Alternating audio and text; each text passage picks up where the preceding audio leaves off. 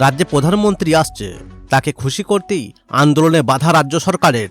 জামিনে মুক্ত হয়ে এমনটাই বললেন শেখ সিদ্দিকুল্লাহ।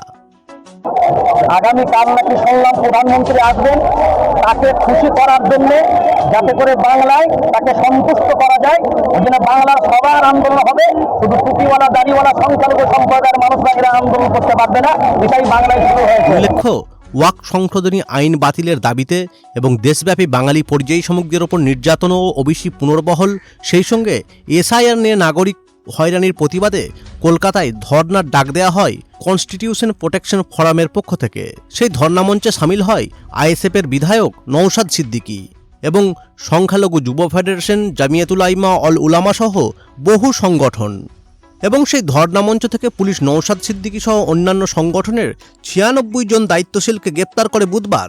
পরের দিন তাদের নগর দায়রা আদালতে পেশ করা হলে আদালত প্রত্যেককেই জামিনে মুক্ত করে।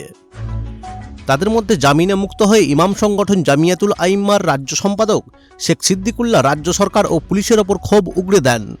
তিনি বলেন, রাজ্যে প্রধানমন্ত্রী আসছে, তাকে খুশি করতেই আন্দোলনে বাধা দিয়ে আমাদের গ্রেপ্তার করেছে রাজ্য পুলিশ।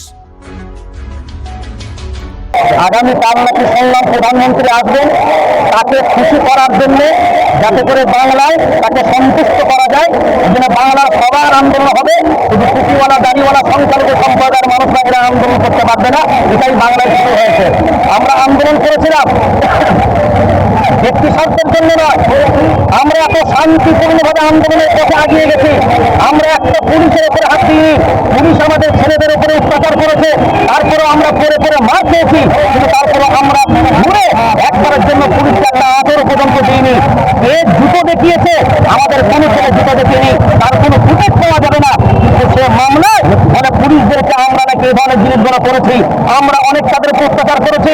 আমাদের যত সংগঠন, গণসংগঠনগুলো মিলিতভাবে এই আন্দোলনের ডাক দিয়েছিল, এই গণসংগঠনগুলো মিলিতভাবে তাদের নিজস্ব কোনো পতাকা ছিল না, নিজস্ব কোনো ব্যানার ছিল না, নিজস্ব দলের কোনো স্লোগান ছিল না, ছিল জাতীয় পতাকা।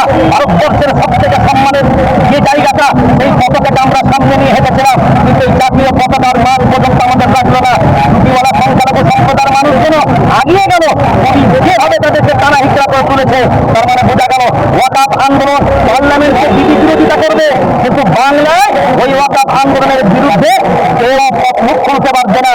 এসআইআর ব্যাপারে পার্লামেন্টের বিরোধ হবে, কিন্তু বাংলায় কেউ আন্দোলন করবে এটা করতে দেওয়া যাবে না। পরিযায়ী শ্রমিকদের ব্যাপারে আমরা এখানে আন্দোলনের ডাক দিয়েছিলাম।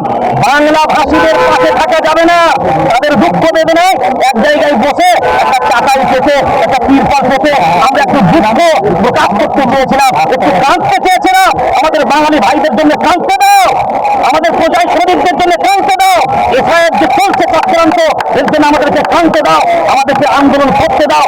আমরা শান্তিপূর্ণ আন্দোলন করবো, একটা গাড়ি ঘোড়া পর্যন্ত আমরা আটকাবো না, এক সাইডে বসবো, শুধু একটা তিরপাল বসে আমাদের জায়গা করে দাও, আমরা একটু বসে শুধু কাঁদবো। আমাদের কোনো স্লোগান বিপক্ষে ছিল না, আমরা তো বিপক্ষে স্লোগান দিয়েছি বিজেপি সরকারের বিরুদ্ধে, কেন্দ্রীয় সরকারের বিরুদ্ধে, তারা সমস্ত আইনগুলো কেন্দ্রীয় সরকারই লাগু করার চেষ্টা করাচ্ছে। কিন্তু আমরা হতভম্ব হয়ে গেলাম, আমরা অবাক হয়ে গেলাম। বাংলার পুলিশ যেভাবে আমাদেরকে টেনে হিঁচড়ে তুলে এবং আমাদের সাথে যে দুর্ব্যবহার করেছে, সেটা আমরা কোনোদিন স্বপ্নে ভাবতে পারিনি, কল্পনা করতে পারিনি।